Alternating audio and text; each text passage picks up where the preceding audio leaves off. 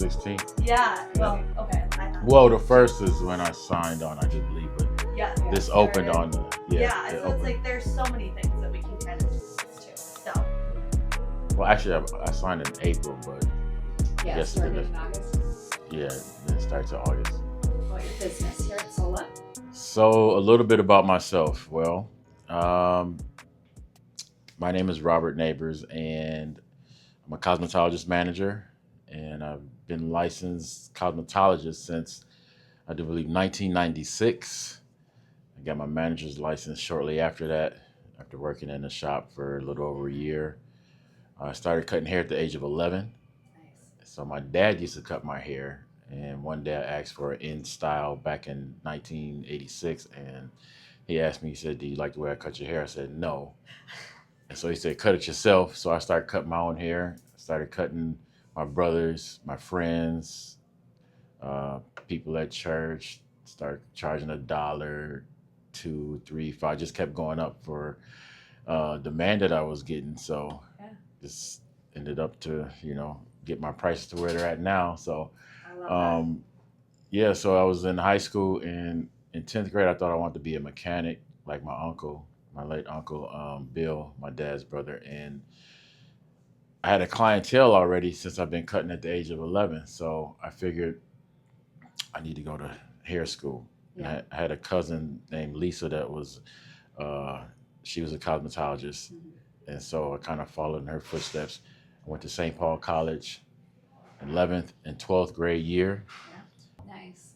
So I teach a continuing education class. I teach a one-on-one class in here, which I taught one a couple weeks ago. And I teach the salon barbershop class where I'll go to the salon, or I'll go to the barbershop, or they'll come in here to the creative space and I'll teach the whole salon, Yeah. or however many people, Yeah. and help people broaden their clientele, and their pockets. That's Yep. that's a good thing. Yeah, for sure it is. I love that. Okay. And then let's see. Tell us about your volunteer barbering program at the Juvenile Detention Center. Right now, I'm currently at Hennepin County Juvenile Detention Center, Dakota County Juvenile Detention Center because they reached back out, Ramsey County Juvenile Detention Center, and Ramsey County Adult Detention Center, which this month makes 11 years I've been there. Wow. Wow.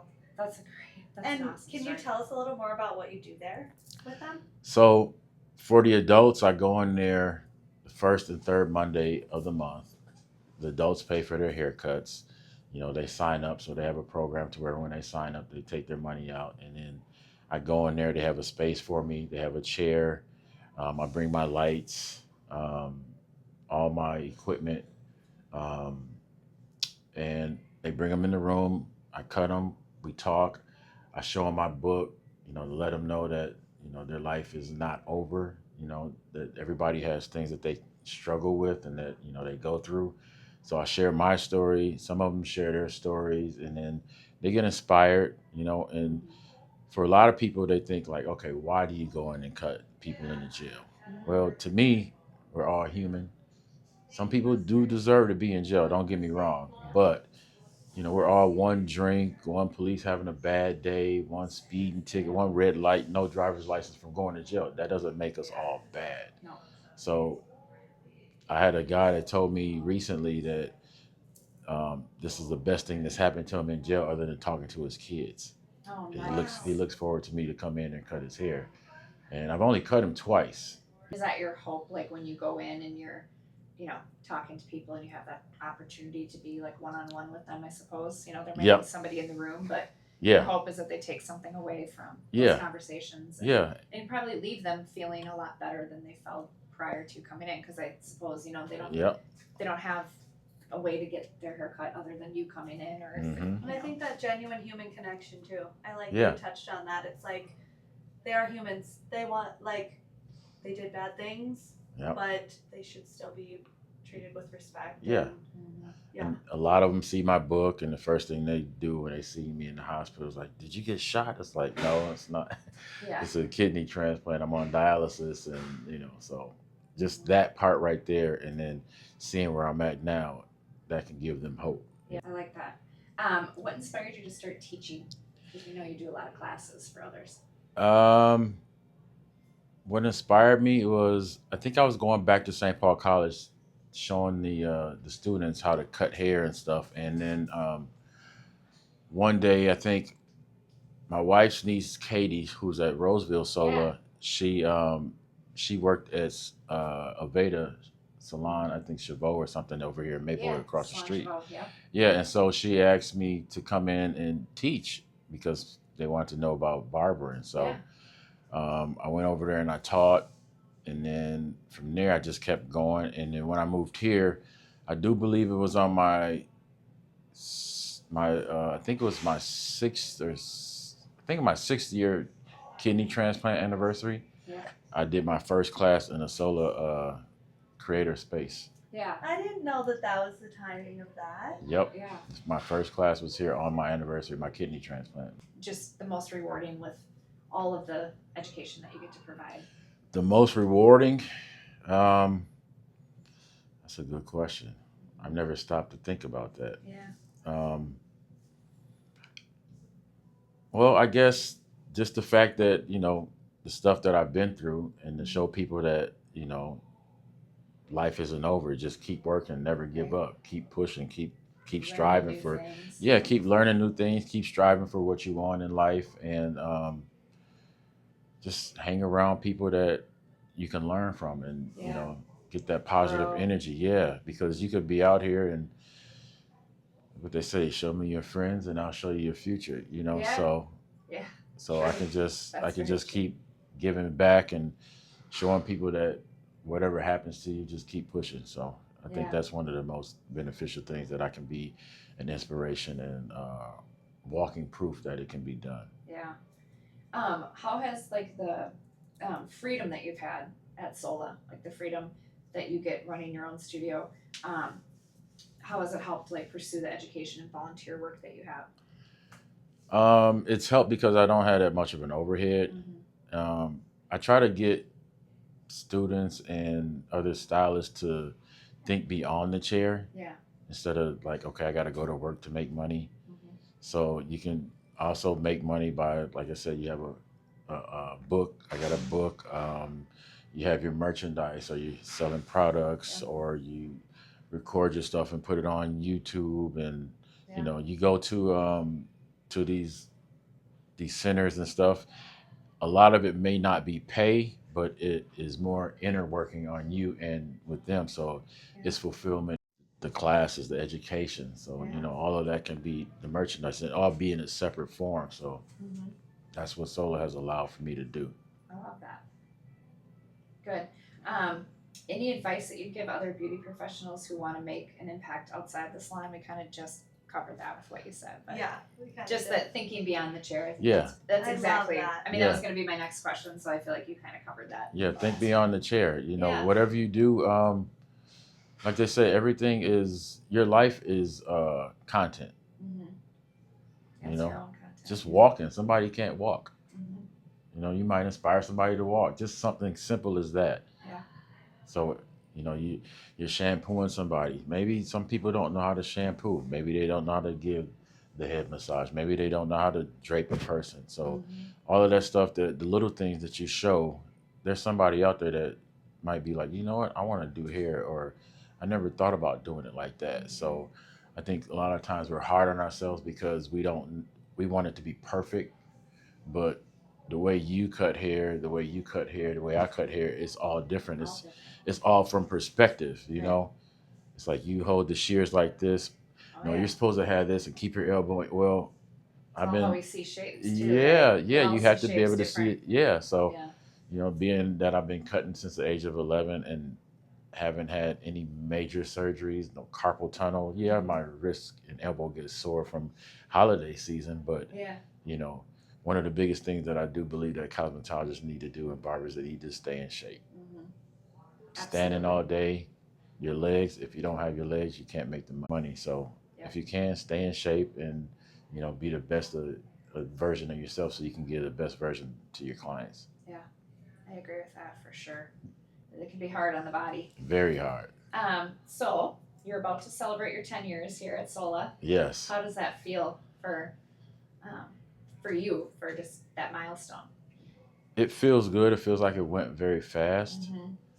I was debating the other days, like, what should I do? And I think I want to throw a free class. Yeah, Yeah. I think that's awesome. Yeah, I don't know if I want to do it here Yeah. or You want a bigger space, the northeast? the Northeast has a big northeast. So I space, don't yeah. know. I was just thinking, like, I mean, if it's available, I'll talk Oh, to yeah. some people and see if I can just throw a free class for my 10-year anniversary for solar. Yep, I think that would be awesome. That's really cool. Yeah, we should do it at Northeast. It's a big space. Okay. Yeah. So I think the 16th is on a Sunday, if I'm not mistaken. So Of August? I think so. Yeah. So maybe the 17th, if I don't have to cut at a jail or something, or Yeah. Send a text to the text line when you have your schedule figured out, and we'll double check and make sure it's available and Okay. yours. okay.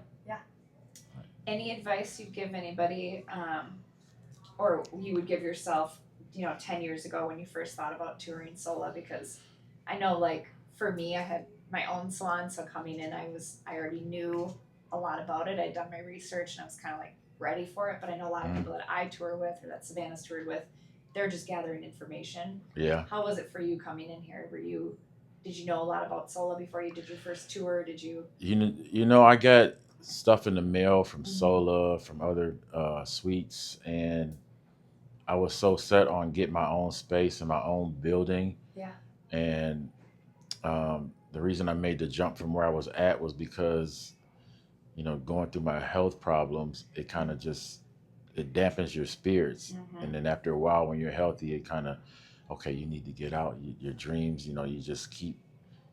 they just keep coming up, and so it's like, okay, I need to move around. And then when I went to move around the second time, I needed another kidney transplant. Yeah. And so after that, it was like, okay, I have to make a change. I can't just stay stagnant. There's a lot of stuff in me that needs to come out. And where I was at, I was compressed. I didn't have the freedom to, do all this other stuff that I'm doing now. Yeah. Like your marketing? Or Yeah, what like my other stuff? marketing, like, my logos, my book, my cup, my gel logos, my kidney logos, all of that. I didn't have the freedom to, like, set it up to sell it, So now when I moved to Sola and made that jump, it kind of, it was like, okay, whatever I do now, I have to make sure that I set some things in place if I were to ever get sick, Absolutely. because you don't get paid, when you're not behind a chair. Right. So now I have to make some things to where they're residual. Yeah. And so that was one of the things that helped me become, come into Sola and keep going and keep thriving. But initially you're nervous. You don't think you can afford the rent. You don't think you can afford, everything, but it's just new beginnings. Yep. A lot of us are scared of new beginnings. Yeah. So Taking that leap. yeah. Yeah.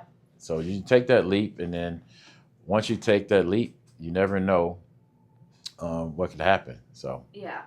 Yeah, I would agree. yep. Yeah, because I was in a place where I was shutting down my salon and I was just not.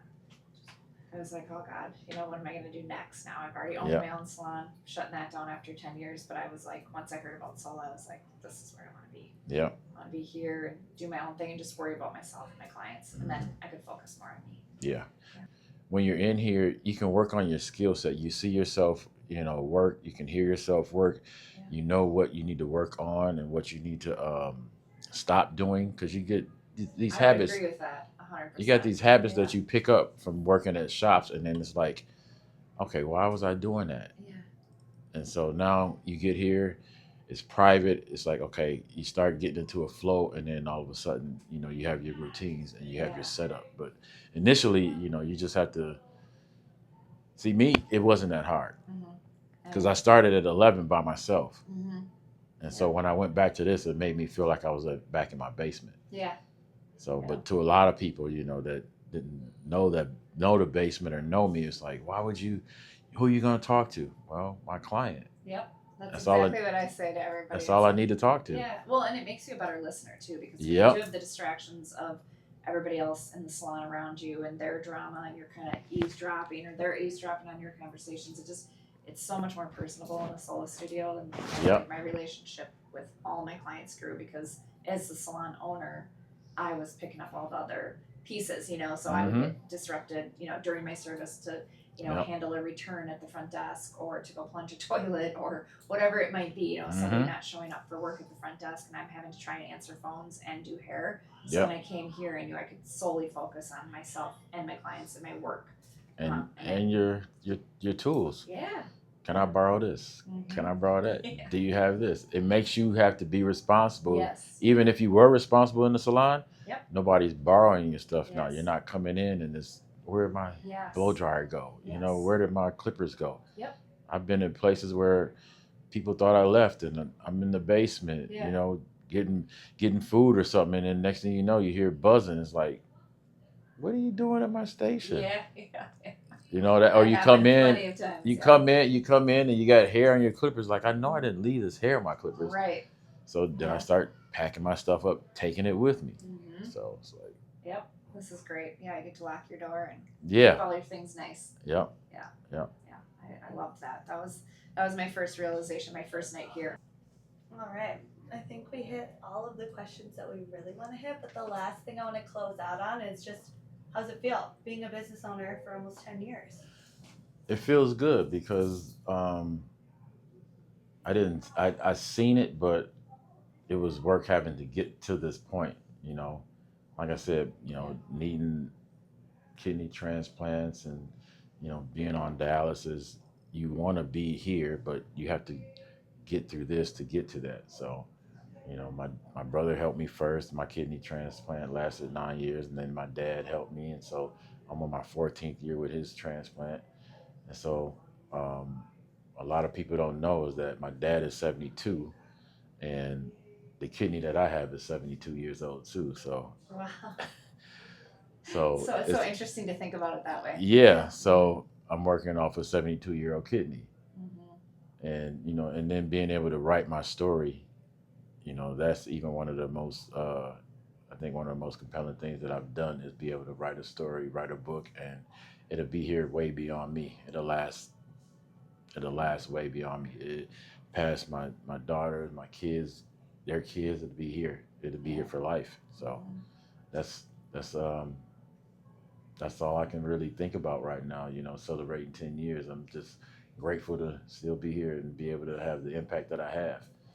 Um, right before the fourth, it was kind of crazy because the Thursday, I thought I made the most money that I ever made in my career or close to. And that Friday, I topped that. Oh wow.